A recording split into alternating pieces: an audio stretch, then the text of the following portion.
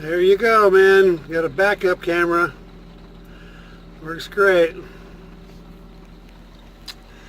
That's from when you're sitting in the seat there. That's what she looks like. Crystal clear.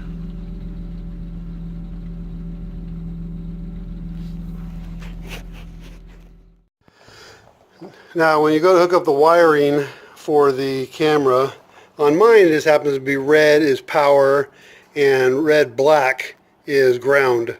So you open up the back of your lights, whatever lights you have, get into them whether the front or the back ways like this or from inside, whichever way gets better access to the wiring system. And you just want to find the one, see how you got the bottom lens is your reverse lights. So when you put it in reverse, you'll see that light up. That means just that's what you want the camera to light up when you do that also.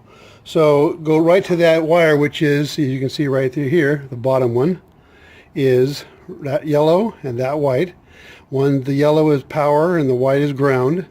Whatever color you have, it doesn't matter. The solid color is going to be your power and white color is going to be your ground. And hook it up. So you can see I just did that there.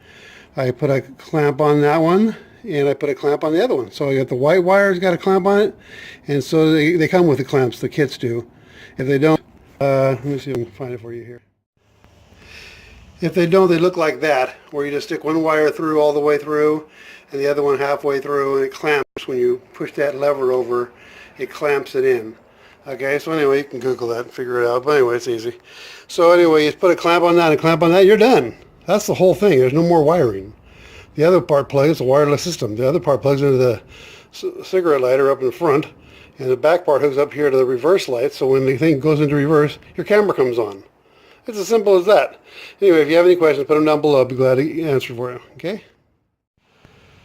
Okay, I went ahead and mounted my camera. Right here you can see, when you look through there, that's the camera, the monitor's way up there in the front. And then right through here, see it? It's mounted right there.